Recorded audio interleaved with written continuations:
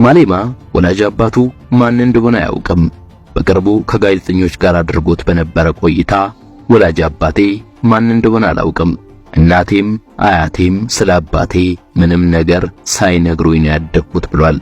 ከዓመታት በፊት ከአንድ ብዙሃን መገናኛ ጋር አድርጎት በነበረ ቃለ ምልልስ በተመሳሳይ ጁልየስ ማሌማ አባቱን እንደማያውቅ ሆኖም ግን ወላጅ አባቱን ቢያውቅ ደስ እንደሚሰኝ ተናግሮ ነበር።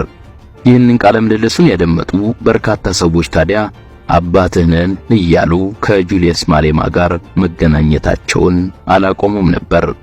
አባትህ ነን ብለው ከመጡት ሰዎች መካከል ግን አንዳቸውም አባቱ ሆነው አልተገኙም።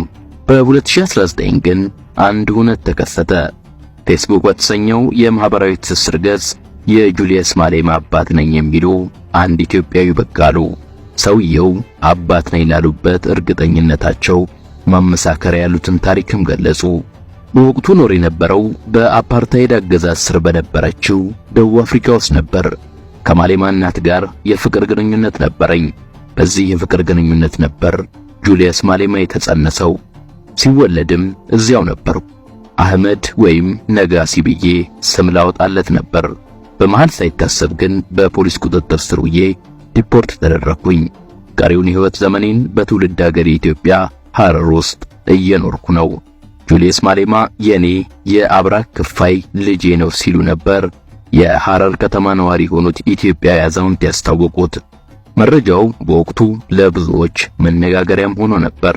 የጁልየስ ማሌማ አባት ነኝ የሚሉት የሐረር ነዋሪው አዛውንት አንድ ቀን ልጃቸው ማንነቱን ይረዳል ብለው እንደሚጠብቁና በስልክም ቢሆን ቢያገኙት ደስታ እንደሚሰማቸው ተናግረዋል። የጁልየስ ማሌማ አባት ነኝ ባዩ ኢትዮጵያዊ ማሌማ ምርጫ አሸንፎ ደቡብ አፍሪካን መምራት ሲጀምር ኢትዮጵያን የመጎብኘት ዕድል ያገኛል።